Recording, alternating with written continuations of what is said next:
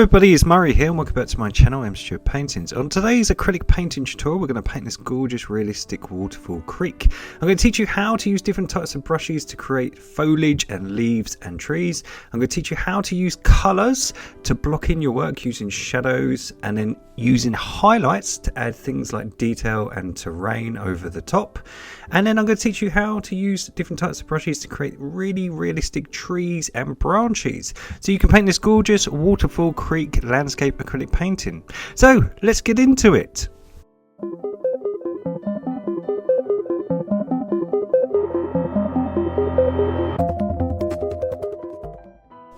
So a nice and easy tutorial today. We're going to use the following colours. They are titanium white, cad yellow, matte orange, raw sienna, lime green, chromium oxide green, sap green, cerulean blue, cobalt blue, iris purple, burnt umber and ivory black.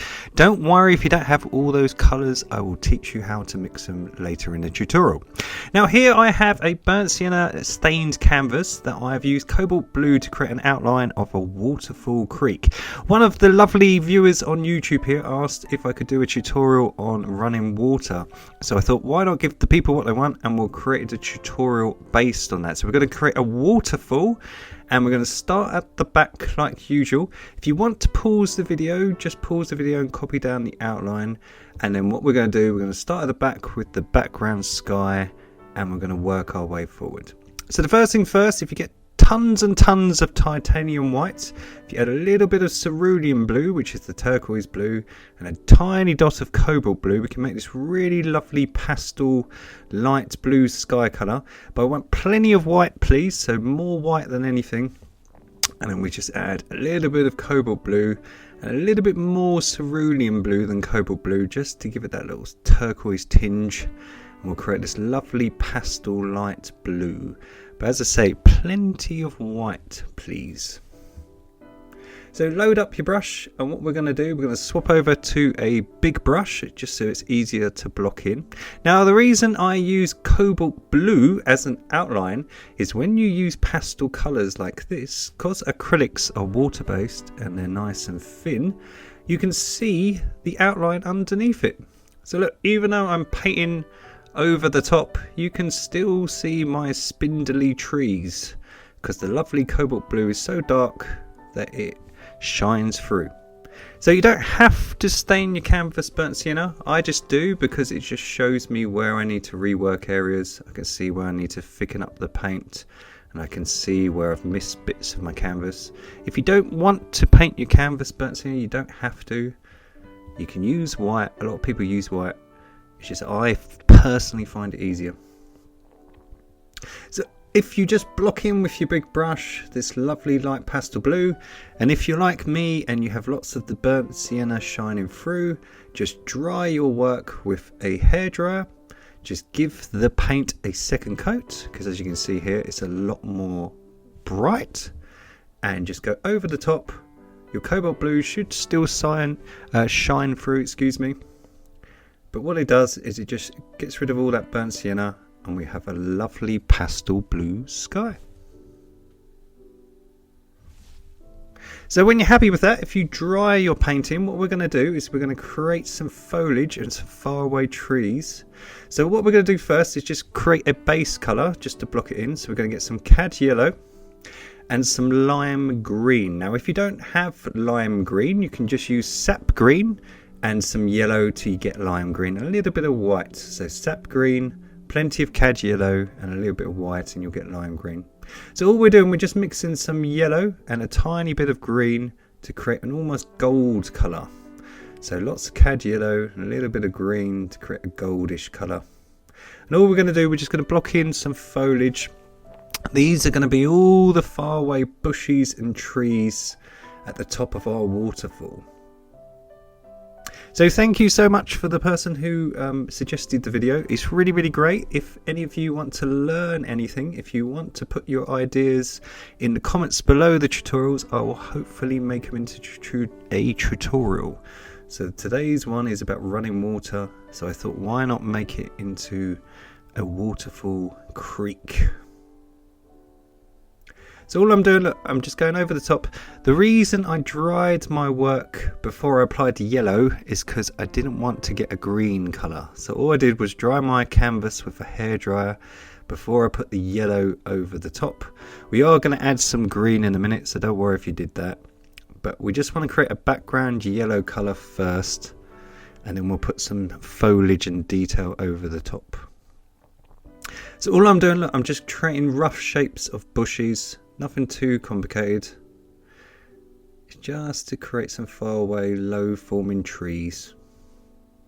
Okay, so when you're happy with that, and you're all blocked in, and you've got all your yellow, let's just make it a little bit more bushy. It's a bit flat here in this corner.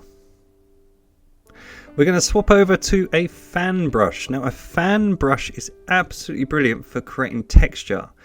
Because of the fan shape, it makes your life incredibly easy. So you can pick up one of these in an art supply shop for about £1 or $1. And all it is called a fan brush. And it's just, the clue is in the name. It just looks like a fan.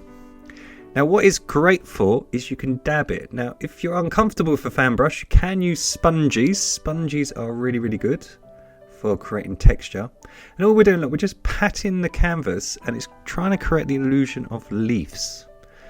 So all we're trying to do is just create the illusion of leaves for trees. So it's very light colour, so you hardly notice it.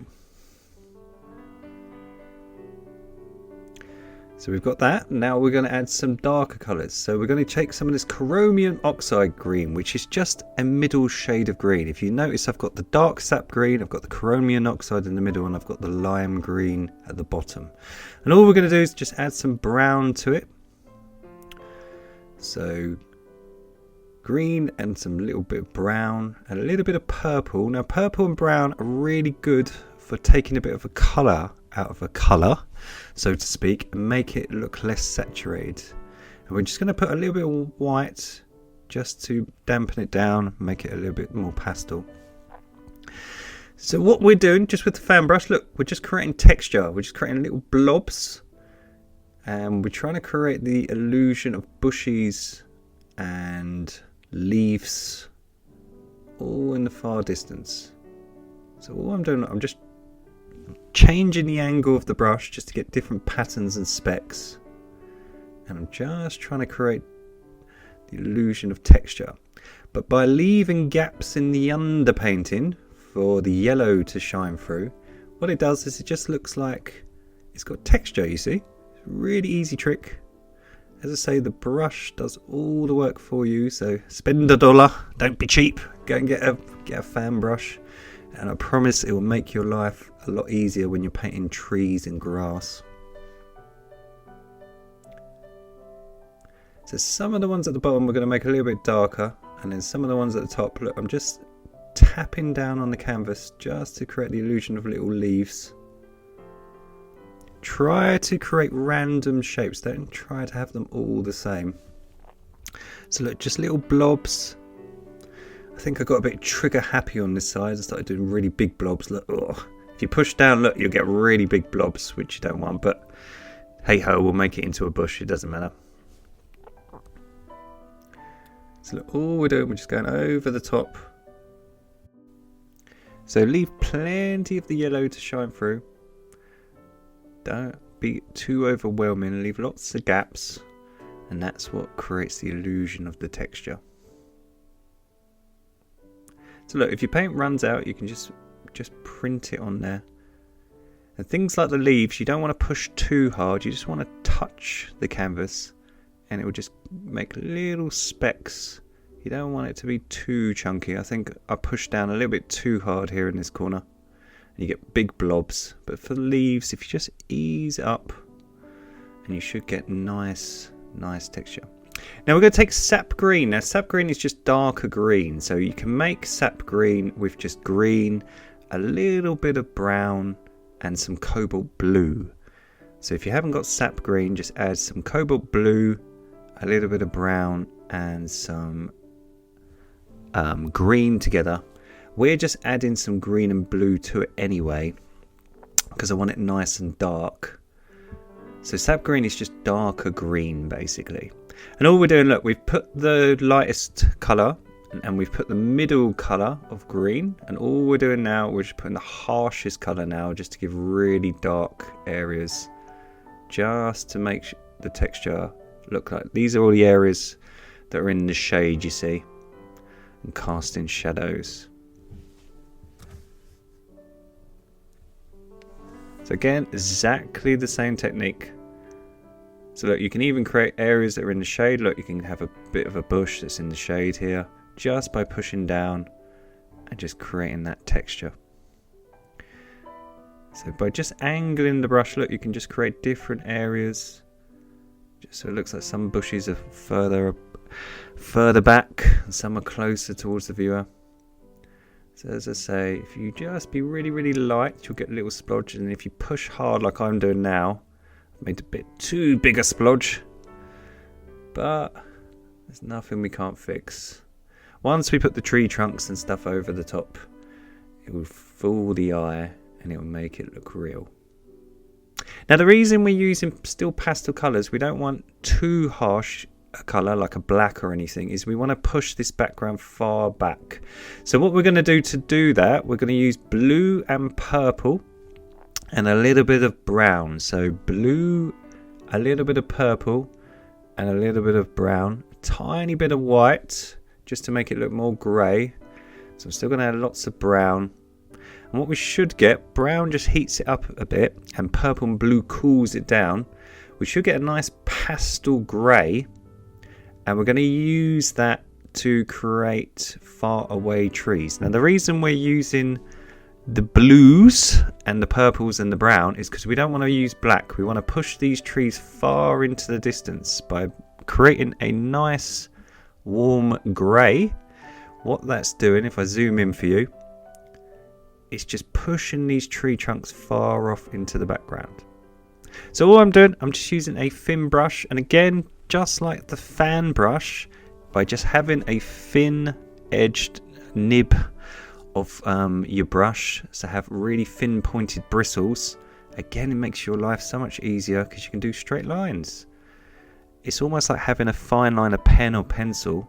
Look, it's just so much easier to do spindly trees, nice thin trees, because the brush is really thin. So again, just buy a multi-pack. You can get them for so cheap of brushes. They don't have to be expensive makes or anything. So that all we're doing, look, we're just creating this nice warm grey just to represent faraway tree trunks. And again, just like the leaves, try to have them all different sizes. You can create Y shapes with some of them. So I like creating a Y shape with some of them. Some I just have straight. Some are tall, some are short. So try not to make them all the same height. Look, so this one could be really lanky, could be really tall. And again, just by creating different heights and having some with little branches and some without, it just adds to the realism. So there we go. So we got this nice pushback background. And all I'm going to do, I'm just off camera, I'm just mixing some yellow, tiny bit of orange. Sorry, it's not zoomed in. You'll see it in a minute. So a tiny bit of yellow and orange and a tiny bit of the lime green. So yellow, orange and a little bit of green just to make a darker yellow. It's almost like a yellow ochre. I'm putting a little bit of purple in it, but it's still very golden.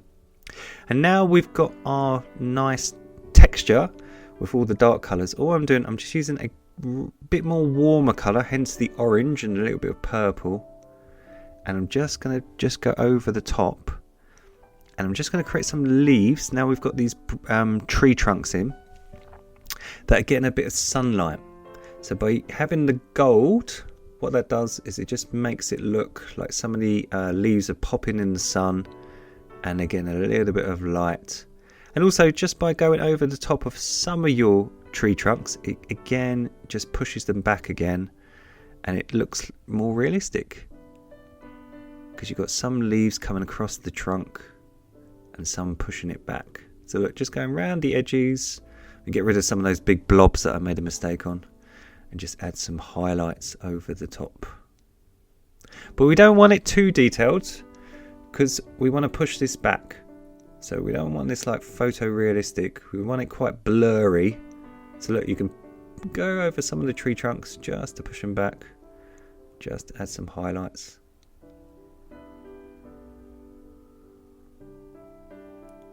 Yeah, so it looks more realistic. Easy peasy stuff this is.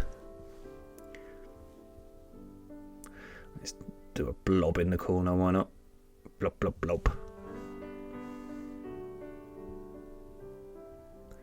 Okay, so that's looking fantastic. So we've got this nice pushback background. We've got a nice sort of pastel trees.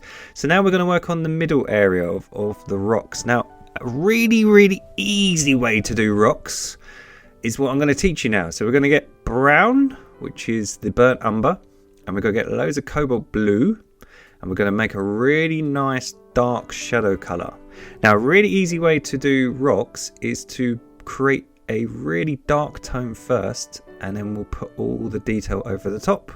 So to block it in, all we're going to do is we're just going to create a shadow, and we're just going to block this whole area in. So don't worry if you cover up your cobalt blue. We'll put all the detail back in a minute. But what we want to do is just block in nice brown and blue all these rocks.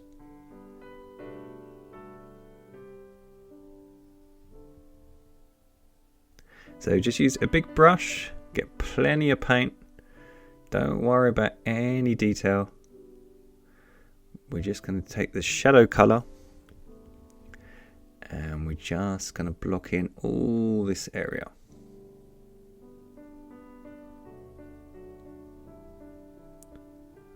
So this is all going to be all really spiky and bouldery. We're going to have lots of blocks and rocks.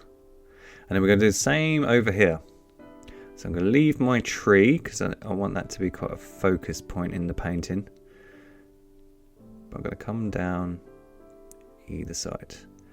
Now I thought what I'd do is have lots of rocks either side and have the waterfall in the middle. And what that does, it gets you to focus down the middle of the painting. So imagine you're standing at the base and you're looking towards the waterfall. And also by having the tree just slightly off center, again it just looks realistic and gives you something to focus on. Now the reason we want to keep this corner really nice and dark, I've pushed the rock right into the corner because in the left hand side I'm going to sign it. So a good trick is to put a rock or a tree trunk or something in your left hand corner, so when you sign it your signature is nice and prominent so everyone knows who painted your painting.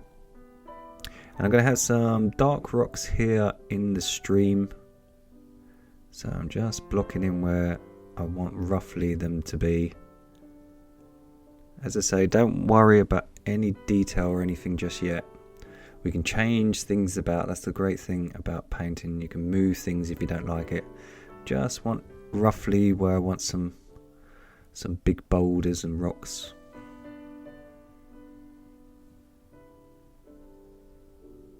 So what I'm going to do now, I'm just going to get some of the brown and the blue. I'm just going to add more blue than brown now. So I'm going to add lots more cobalt blue. Still got brown, but lots of cobalt blue.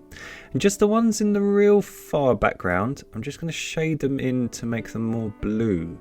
So just like we did with the faraway trees, by using blues, we can push things back. So by using cobalt blue is fantastic for pushing things into the background. So all I'm doing, I'm still blocking it all in. These are all still going to be shadows for our boulders and rocks. But by using cobalt blue, I can just push that further into the background. So that all I'm doing, I'm just shading over the top, just making these areas of the painting just look like they're further back. See how it tricks the eye? All in the magic of cobalt blue. Okay, so now we're going to add some white to that mix. So cobalt blue, plenty of brown, and lots of white. And we're going to just block in the water for our waterfall. So I think, why not? We'll have it start up here. And let's have it coming across here. I was going to have loads of rocks in the middle, but I don't think it would look quite as pleasing on the eye. So I think what I'm going to do is just have a waterfall in the center.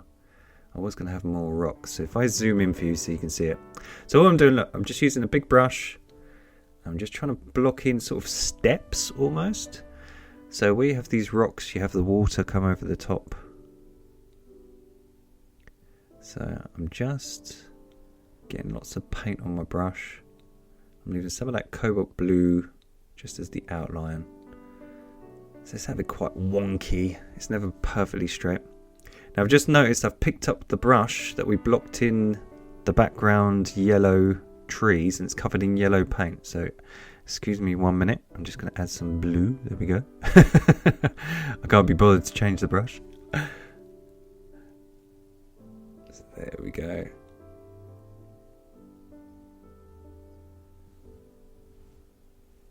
So I'm just adding some blue and purple.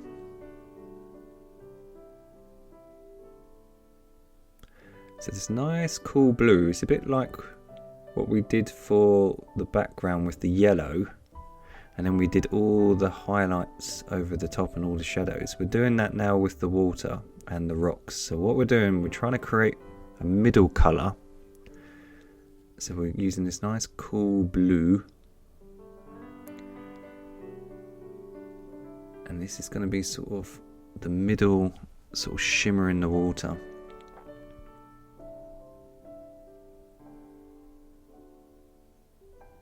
Now as we come down to the bottom corners here, so let's just block in this area.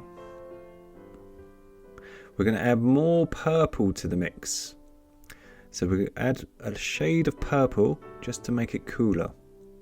I'm using iris purple. As in iris, as in your eyeball. It's very, very cool. If you haven't got a cool purple, what you can do is just get purple and cobalt blue and mix them together and you should get that iris purple. And all I'm going to do, I'm just going to make it, add more purple, look, more purple and brown. So more purple, brown and cobalt blue. And this is sort of the dark shady water. I'm going to add a tiny bit of sap green. You get that sort of mucky, sort of dirty sort of colour of water. And all I'm going to do, I'm just going to make the corners darker. So if you imagine these areas are kind of in the shade, all these rocks are sort of casting a shadow on them. So by just using a dark colour at the bottom, it just looks more realistic. But also what it does is it frames your painting. By having a darker colour here at the bottom, again it just frames the base of your painting. So it's an old trick, if you make your corners or the base of your painting a little bit darker, it just frames it. Oops, I've got a big splodge of paint that was obviously on my finger, so what we're going to do is just cover that up, no one will notice.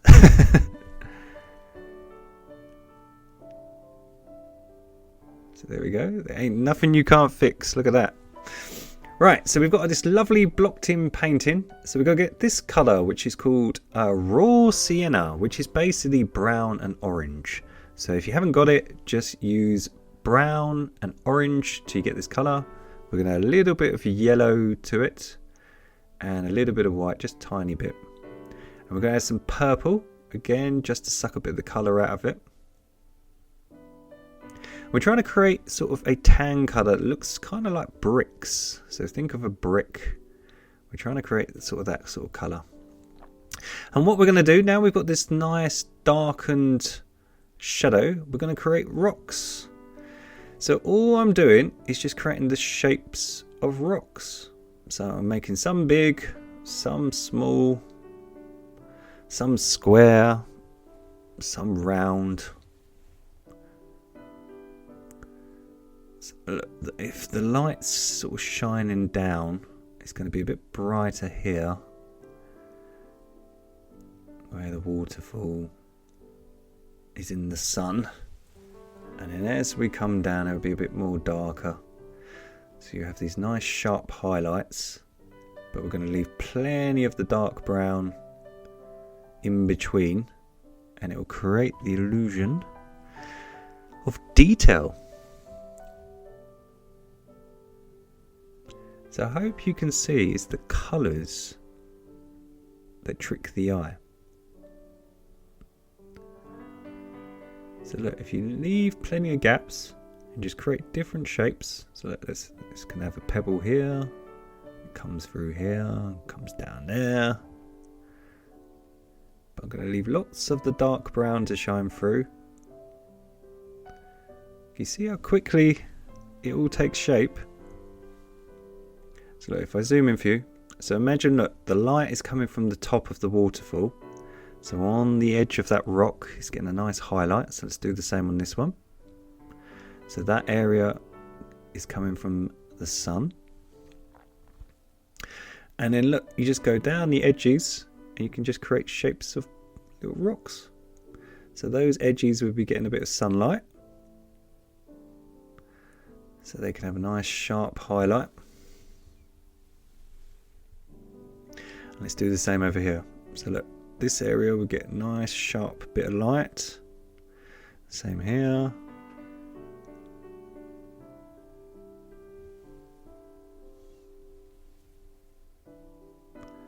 So this have a nice, really sharp edge here. So look, just leave lots of gaps in the underpaintings so that dark brown can shine through.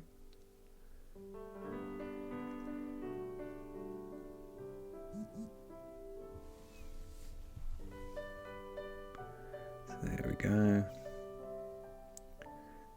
Plenty of texture.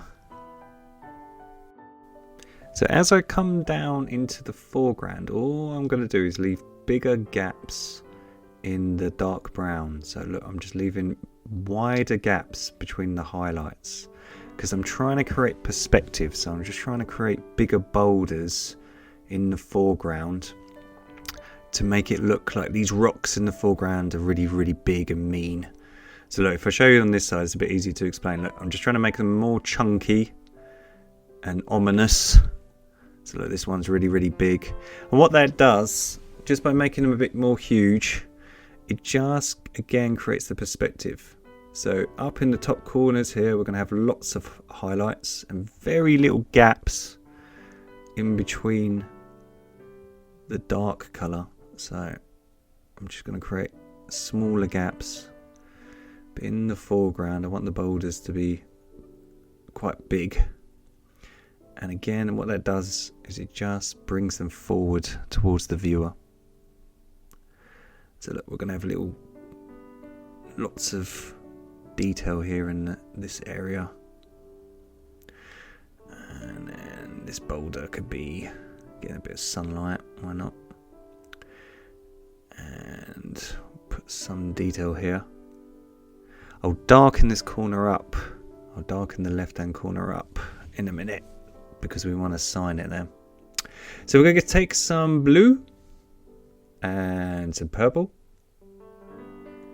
So blue and purple, so cobalt blue and purple. Tiny bit of brown and some white. And we're going to create a really cool grey. So blue and purple predominantly. A little bit of white and a little bit of purple. And all we're going to do, we're just going to outline and curve around a waterfall. So all we're going to do is just go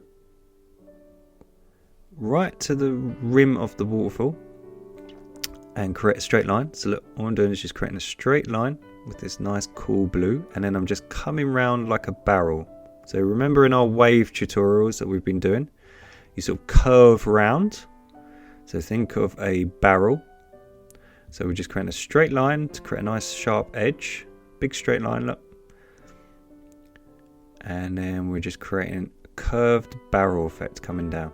So look, like a curve. So there we go. Think of a comb. That's an easy way to explain it. So have a nice straight line and then just have all these sort of teeth coming down from it.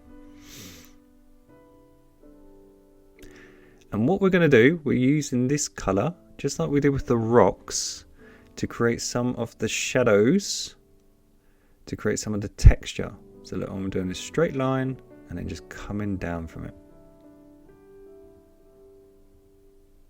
So in the water, you're going to have ripples. So what we're doing, now we've got this nice base colour, we've got this underpainting, we can start adding some detail over the top. So what you can do is, if you think of running water, when it hits a rock, it sort of bubbles up and creates sort of foam. And you get all these little zigzags. So what you can do, look, watch, you can get a small brush and just create shapes, little sort of wiggles, little zigzags. And around your rocks, you can sort of have them hitting. So think of where the water, where you have things like rocks in the water or on the edges of water, they create ripples. So watch, there's a big rock just coming up here. So as it hits it, look, it creates all sort of froth and ripples. So all I'm doing, look, I'm just going round it and just creating the illusion of that by just outlining it in this colour. So imagine it's going boom, look. And then you just have little ripples coming off it. So the same with the other ones, look. Just load up your colour and then go around the edges, like it's all the water's frothing up around it, and then just create sort of little wiggles either side of it, and that will create the illusion of ripples.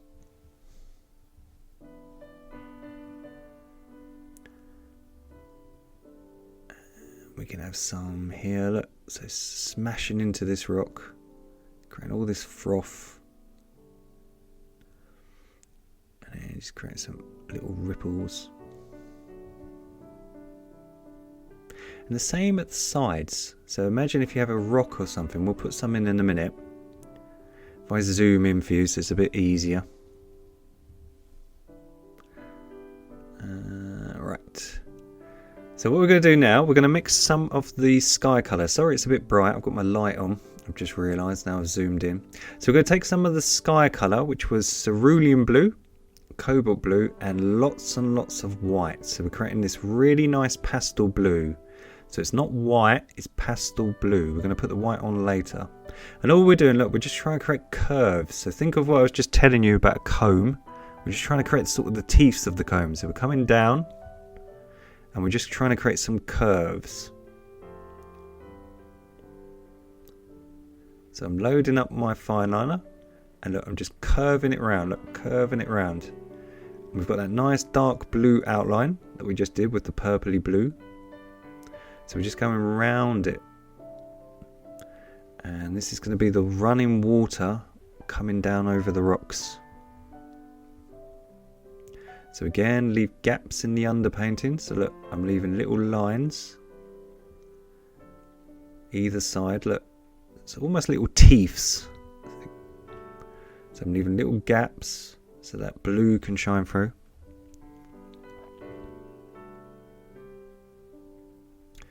So there we go. We can have a little bit coming over here because you get wonky bits, don't you?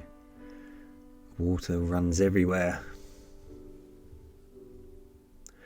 And then we can have some churning up here as it sort of comes into the creek.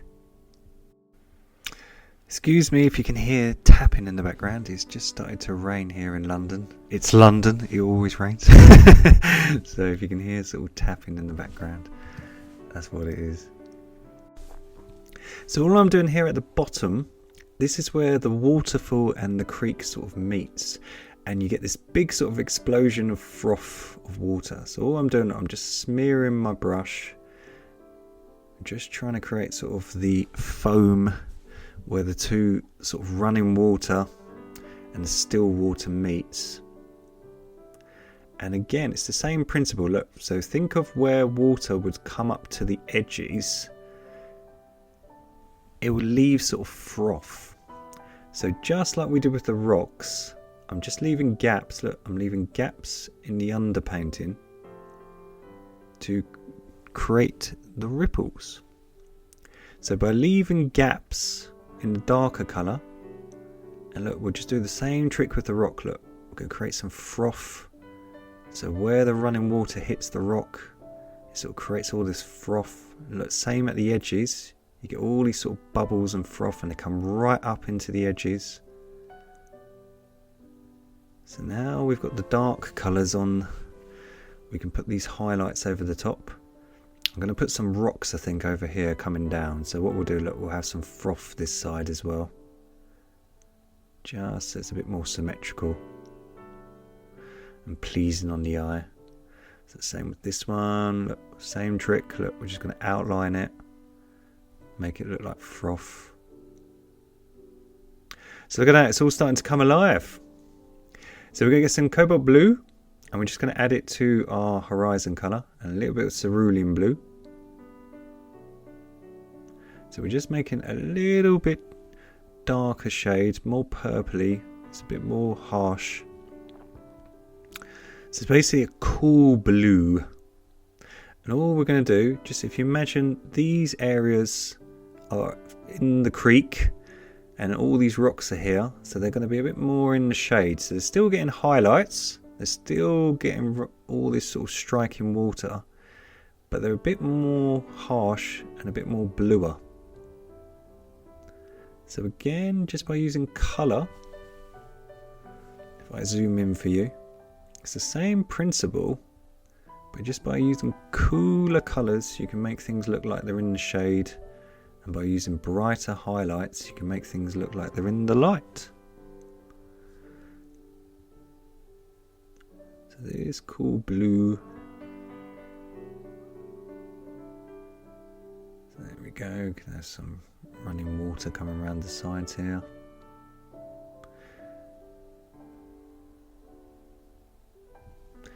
Anything we do, if it's a bit too harsh or a bit too bright, we can always go over it. Look, we can always fix it in a minute.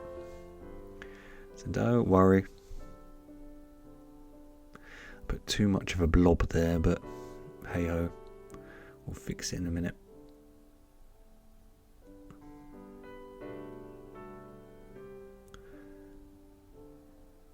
Right, so we've got this lovely pushback background, and we've got these nice rocks, and we've got this pushback waterfall with our nice bluey purple.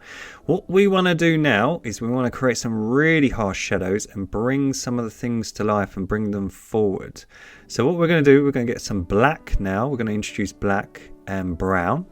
So we're going to put ivory black or very dark black and some brown, and we're going to add a little bit of cobalt blue just off camera. So black, some brown and some cobalt blue. So not all black just yet. And what we're doing, we're saving our darkest darks to the foreground. And these are going to be all the things that really got a harsh shadow because they're close to the viewer and they're not getting much sunlight. So if you imagine if the sun's coming from the top of the waterfall, all these areas are going to be having nice dark silhouettes. And also by using a dark colour, it brings it closer towards the viewer, so it makes it look like it's in the foreground.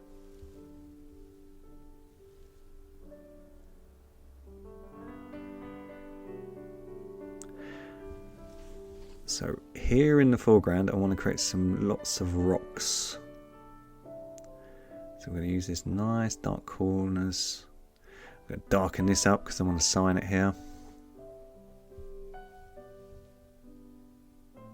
So can you see, look, just by darkening it, I know the lights are very bright here.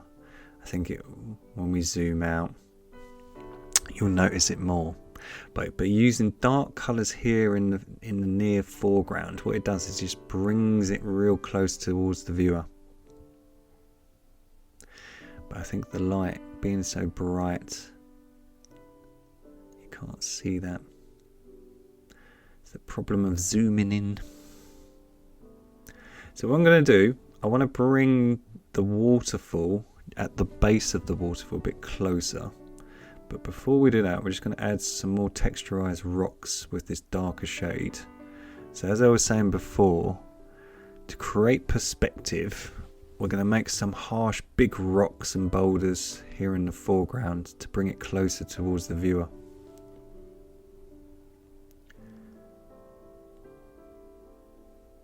So just create a big outline. Let's have some coming up here.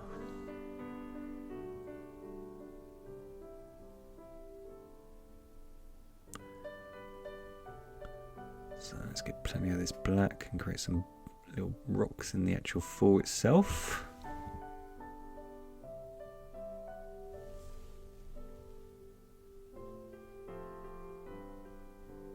So it's just thinking of making your painting interesting. Look, by adding lots of little rocks and stuff, you can just add more detail. So say you don't necessarily need reference photos. It's just trying to think what makes a painting look interesting.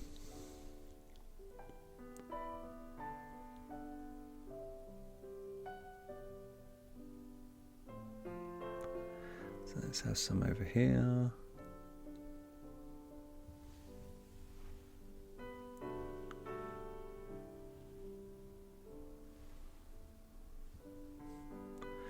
So that's starting to take shape. So we're going to get some Naples yellow, which just is cad yellow and white. So cad yellow and white to make a buttery yellow. We're going to add a little bit of brown to it.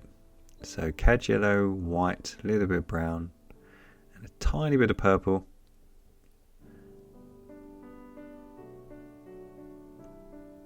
So we're going to make a nice yellowy grey now. So we've got this lovely yellowy grey. We're going to load up our fine liner. A little bit of white just to make it not as harsh. There we go. We're going to create a really nice sort of stone colour highlight now. And what we're going to do now, we've got where we want everything. We're going to start putting some of the detail over the top to create the realism. So these really harsh highlights, if you imagine a really, really bright sun, these are sort of the real sharp edges of rocks that are getting a real lot of sun. So by using this sort of really bright beige, this yellowy grey, we can really emphasize these areas at the top here that are right in the sunlight. So if the sunlight's coming from the top, these big boulders and things are going to be getting real harsh light. So by using this really harsh highlight now, it's the same principle. We're just creating these boulders, but if you see right at the top here, this area is going to be really in the sun. So we're just making this really, really bright. Give it a big sharp edge. There we go. And can you see that? It looks, all that area looks like it's in the sun. And to emphasize our boulders here in the foreground, that we can just give them an outline. So same principle, think of what we just did with the brick sort of colour. We're just trying to make the edges look like they're getting some sunlight. And if we do it on one side, we're going to do it on the other side just to match it. So some of these big boulders, they're going to have lots of sunlight peeking around the edges. So just try to think where the sun's coming from.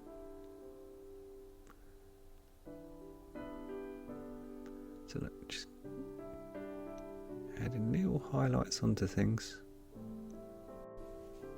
So again, look, these areas right at the back here, they're going to have more sun being in the light. So we'll make this nice and harsh. Same on this edge, look, it's going to be over lots and lots of sunlight. And then these big boulders in the foreground, look, we can really emphasize them to make them stick out. But just going around them.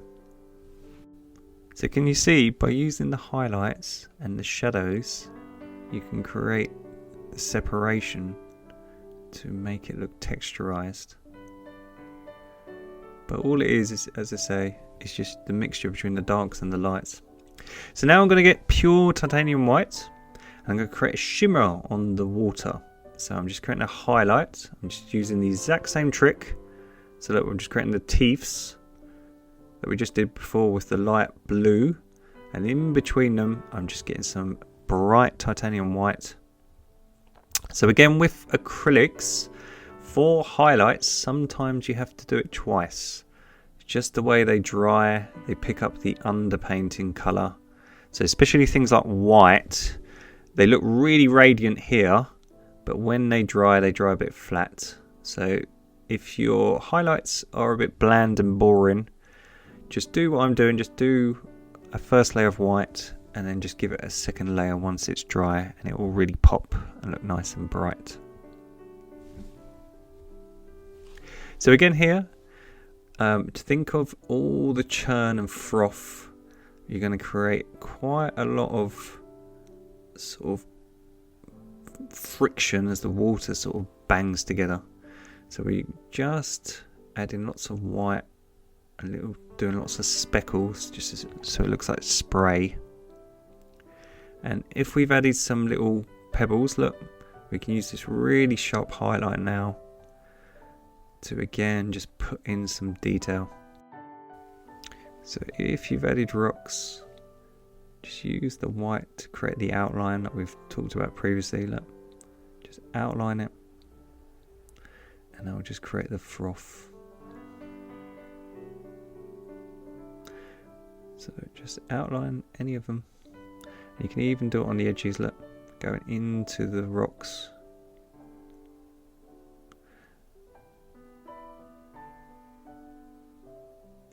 So as you can see, look, the white looks really sharp here, but obviously when it dries, it will dry a bit flat. So just go over it twice if you have to.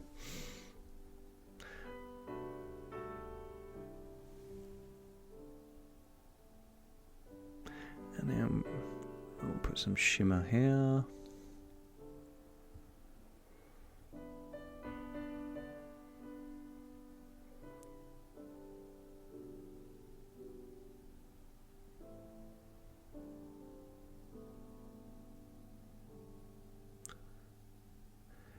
So that is all starting to look fantastic. So we're going to get some of that cool blue. So we're going to add some purple to the mix.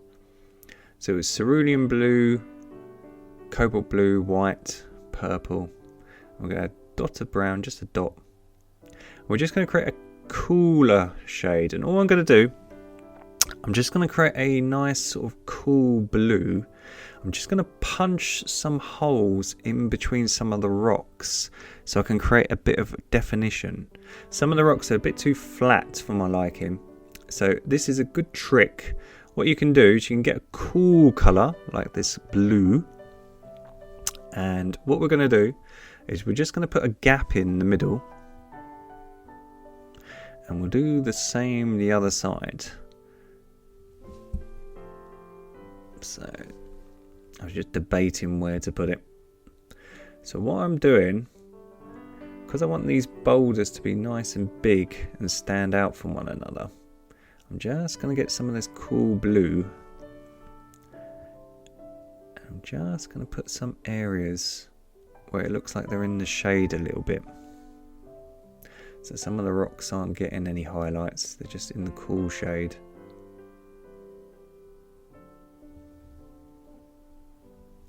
And then what I'm going to do, I'm going to swap to pure black. So I'm just going to load up my brush with pure black, and I'm going to outline them now and bring them really close to the viewer. So now I've got that nice cool blue. I'm going to just get jet ivory black. So no other colour, just black, really harsh. And we're just going to do the same technique where we're going to just create the texture, but we're just going to outline some of the rocks. So some of these rocks, even around the highlight, it'll make them look quite comic-y, but it'll make them stand out. So I'm just going to add some texture to this area that's in the shade, and then some of the boulders now I'm going to use black to outline. So again, by saving our darkest darks in the black, look, we can create shadows now. So what we could do, look, where these rocks are sort of next to each other, they would cast a shadow on one another. So what we can do is outline them in this really, really dark black and bring them closer towards the viewer, but also create real definition now. So they look separated. They don't just look like one big blob of the same colour. So by using the black, we can just outline them. And can you see now we've zoomed out and the light isn't so focused and the camera isn't so bright. You can see how that dark black really does emphasize the rocks. Whereas before, when we were zoomed in, because of the light, you just couldn't really notice it as much. But now we're zoomed back out and you can actually see what the painting really looks like. This black is really harsh. So just like think of the underneath of the rocks, think of the areas of the rocks that would be casting a shadow on one another. So if you imagine, look, the bottom of these rocks wouldn't be getting any sunlight, would they? They would have their bums or their backs to the sunlight. And these ones here in the foreground, obviously we want to darken up this corner because I want to sign it here. But these corners as well would be hardly getting any light because the light's at the top of the waterfall. So look, so making them harsher and darker just brings them closer. So I'm just going to shade this area a little bit because I want to sign it there. So look, if I zoom in, you can't notice it as much. Sorry about that, it's because of the light. You still can see it while it's wet. So look, if you imagine this boulder here will be casting a big shadow. So just by outlining it, we can create some separation between the two. And look, we can create this nice big shadow. This nice harsh shadow sort of cast onto it. Same down here. It just gives the illusion of texture.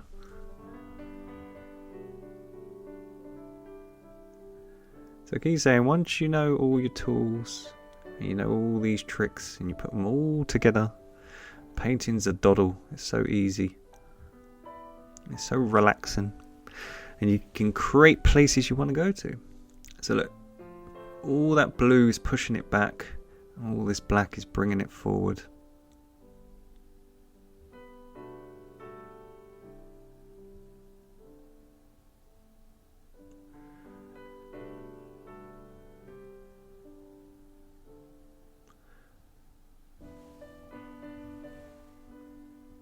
So these ones, these are going to be really dark because they're in the corners. I want them nice and dark and in the shade.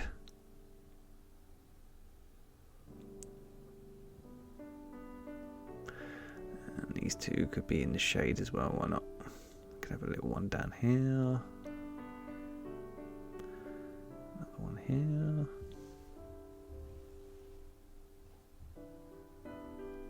And then I think the waterfall, even though it's nice and pushed back, I think I'm going to bring it a bit forward. So I'm just going to finish these rocks first. So I'm just going to create some separation between these ones. So again, I'm just shading the left hand corner just for my nice signature. And we'll just finish these ones here in the foreground.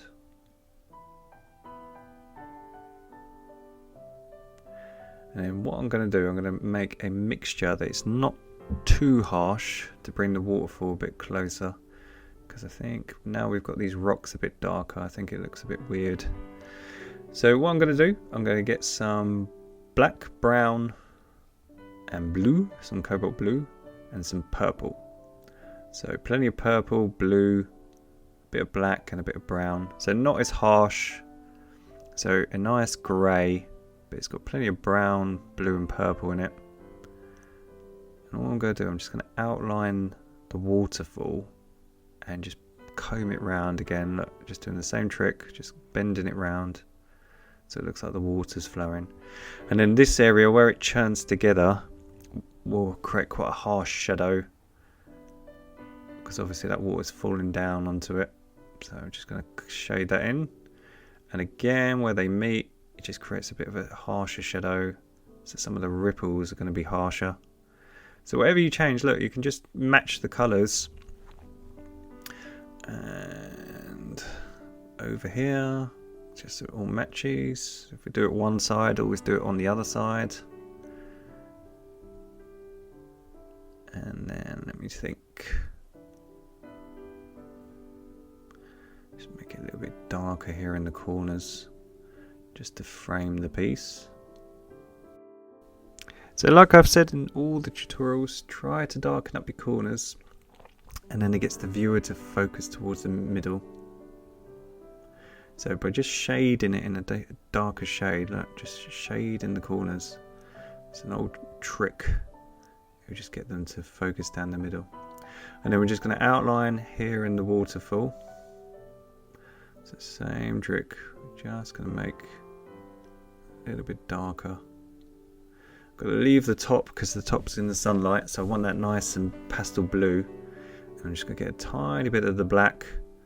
Just create a sharp edge here. Just in this one, because this one's real close to the viewer. Same trick, look, combing it over so it looks like the water's cascading. And again, just on the one underneath, so I'm using lots of black now because this one's a bit closer. I want to create a really sharp edge in the shadows. Just smear it. Just a little bit less on the one above to make it a bit less harsh. Just on that ridge, just want to make it a little bit darker. There we go. And then what we're going to do, we're going to take some of that Naples yellow. So it's cad yellow and white. Add a little bit of the raw sienna to it, just a tiny bit. We can use orange, just a tiny bit of orange. Just be careful because orange is very overpowering. And all we're going to do, look, now we've got everything outlined, we're just going to put a really bright highlight on some of these rocks. So a lot of acrylic painting, like I say, is just going back and forth, having the patience to rework areas. You know, that is the difference between a good student and a master. Just being able to take your time, and if you change areas, just go back and rework it. So if you darken up areas or lighten up areas, just go back and rework it. So what I'm doing, I'm just putting some really harsh highlights now on certain areas, just to really emphasize between the real harsh blacks and the areas that are getting lots and lots of nice warm sunlight. So by knowing your colour wheel, think of heat as things like yellows, oranges, pinks, and the warm colours. And then think of your cools as things like blues and purples and browns. And it's really, really easy to create a nice contrast. So I'm just going to add some white to the mix to make a really harsh outline now. So I've added plenty of white, so it's just really, really bright now. And again, just these ones, they get lots of sunlight. I'm just creating a really sharp outline. So just on the tips of the edges.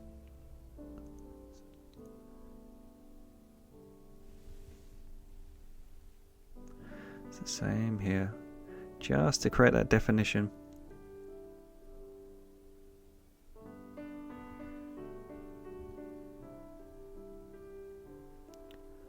So look at that, see, a really bright highlight can create a real definition between the darks and the lights.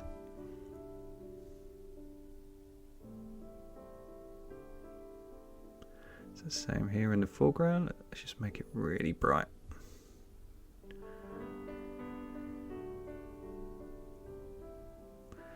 Tips of these rocks.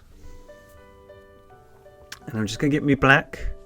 So as I say, it's just reworking areas. If I do a highlight and I've covered it up a bit too much and there's not so much of a defining between an area, what I do is just get the darker shade and just re-outline it. So look, by just re-outlining it around the highlight, look, just go around the highlight, you can create some definition between the waterfall and the rock. So that is looking fantastic. So we've got this beautiful waterfall, and we've got this pushback tree line, and we've got all our rocks. So now we're going to paint some trees. So we're going to mix some brown and some cobalt blue. So some brown and cobalt blue, and we're going to create a really nice dark bluey brown. And we're just going to put some spindly trees here in the foreground. So these are sort of medium. They're not not too far back, so they're not as pastel as our back trees, but they're not really close in the foreground for our black. So by using blue and brown, they're sort of in the middle.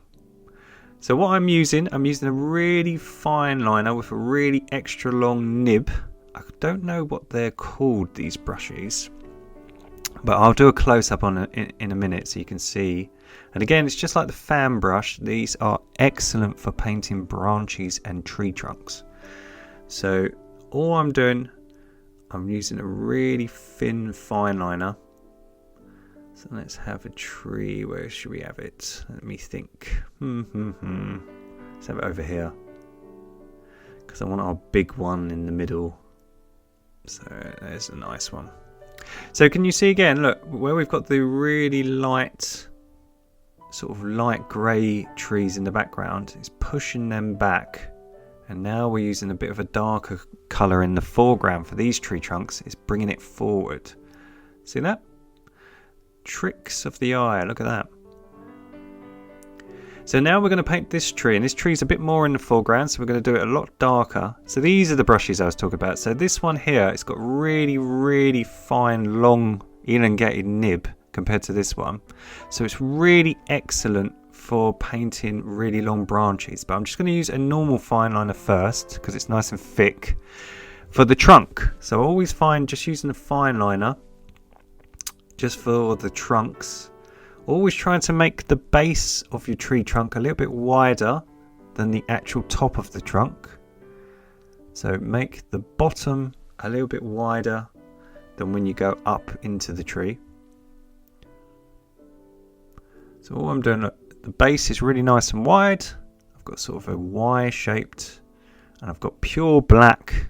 All I'm doing is just blocking her in. And I can still see that cobalt blue outline, so that's really helpful.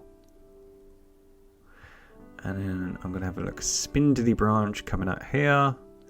And I'm going to stop here, because this brush is a bit too thick, as I was saying. So I don't want to do any detail with this brush. I'm just going to use it for the big thick branches. So again, know your equipment, know what brushes. So this one, look, it's really thick. These branches are really nice and thick.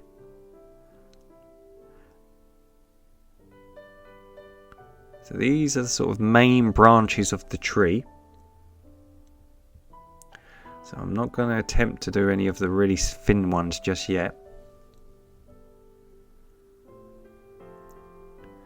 So let's just make sure this is all blocked in. Nice and wide trunk at the base. This could be sort of a dead, haggard tree, why not? This could be one that's got no leaves. And then we're going to look, we're going to swap over, still got black, to this really fine liner with a really extra long bristles. It's got a really sharp point, and look how thin I can do the branches. So again, it's the brush. The brush does all the work. Look how thin that is, look. So look, and you can have little ones that come off it. So it's almost like a pin. It's so thin, this brush. And again, you can get these in a multi-pack with a fan brush. So you don't have to spend a fortune. And it just creates the realism. So look at that. So all I like to do is I just use the big fine liner to do a nice thick branch. And then on the very tips where the branch sort of fizzles out, I use this fine liner, look, and just join it up. Look at that. And then you can use this fine liner if you just put not too much water, just have it nice and moist. You don't want too much water because you get a big blob of water. And plenty of paint, look, and you can just create really spindly, wiggly branches. And then you can have little Y-shaped ones coming off it, look. So just have them all sort of, again, just like we did with the trees and the rocks. You want them all different shapes and sizes. So some long, some short, some fat, some thin. Don't have them all the same length because it will look weird. And then we'll have one, look, we'll have one coming off here. And then look at the end of the branch, because I'm using a thinner brush, look, we could have one hanging on down. So this could be all dead and withered.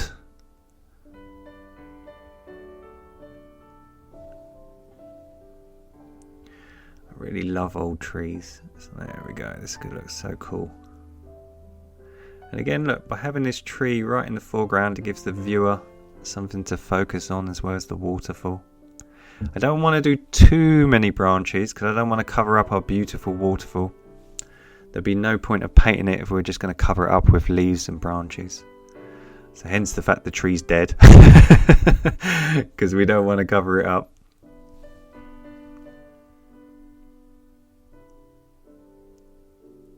So there we go, look how thin these branches are. So look, just create little Y shapes coming off it. So have one that's long, have one that's small. So look, I don't want them all the same length. So look, there we go. And you can even have some coming off the other tree if you want to. You could have some branches hanging down in the corners. It's totally up to you, it's your painting.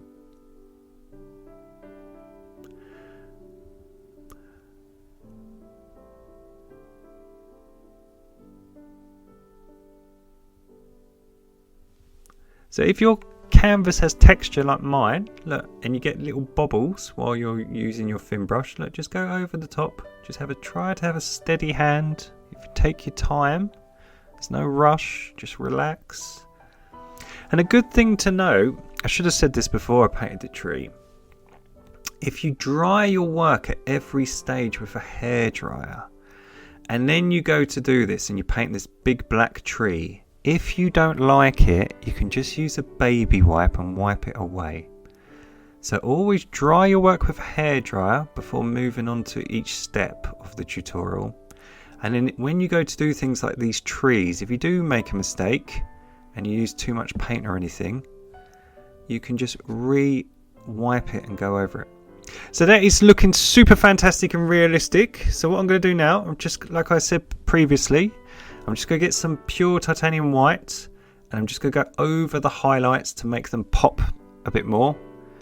I don't want that white absorbing all that blue, so I'm just going to give it a second fresh coat of paint to make it look more vibrant. So you can, if you're brave enough to, you could use a little bit of oil paint, because oil paint is fantastic for things like sharp highlights.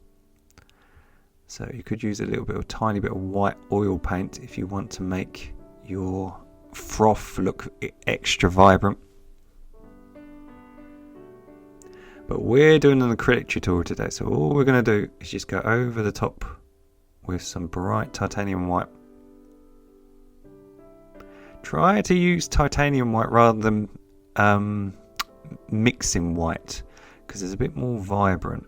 You could even use gloss acrylic. Gloss acrylics have a very shiny edge, so again they are perfect for sharp highlights, and they're very cheap as well. You can buy gloss acrylics for a couple of dollars.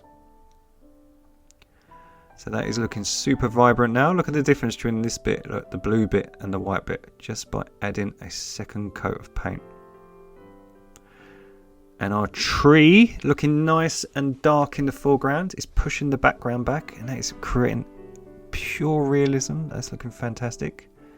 So let's just make some white bubbles.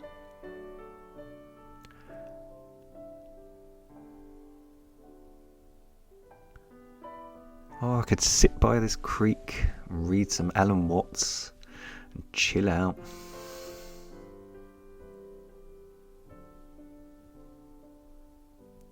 So we've got these nice sharp white highlights now, drawing you down the middle.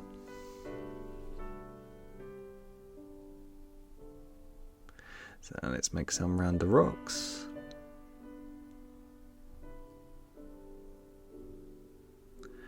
That is looking fab. And I'm just using my fine liner just to put in some dark. Now we've got our branches in, just work around it. So I'm just putting some shadows just here in the center, just so the viewer can focus on something. And then to finish her off, what we're going to do, because we can't just have a silhouette for a tree, we're just going to put some bark on her. So just like the rocks, we're just going to put some highlights on her. So first we're going to mix some purple and blue and a tiny bit of brown, but predominantly purple and blue. So tiny bit of brown, but predominantly purple and blue. We're just going to create a nice bluey grey. And then all we're going to do with our fine liner is we're just going to leave some gaps in the underpainting. We're just going to create some wiggles and lines and create the illusion of bark. So our dead haggard tree looks a bit more alive. So all I'm doing, again, just like the rocks, we're leaving some gaps in the underpaint. I'll move my hand. So look, I'm just creating little squiggles, leaving some gaps in the underpainting to create the illusion of bark. And we won't do much on the branches because they're so thin. We'll just do it on the big areas. So you can put some little knocks and things like that on them. And same here on this little tree. I'm just gonna create a little bit of texture. So that's the nice cool side. So if you imagine one side's in the shade and one side's in the sunlight. So we're going to add a little bit of white. So a little bit more white just to make it a nice and light, and a tiny bit of brown just to warm it up. So we've got this nice browny whitey grey now, and all we're going to do is on the opposite side we're just going to do the same trick and just create a highlight.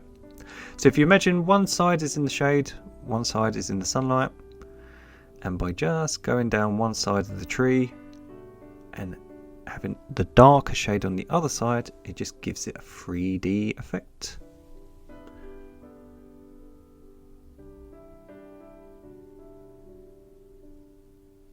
So same trick over and over and over again. Put the darks on first and then put the highlights and the texture over the top.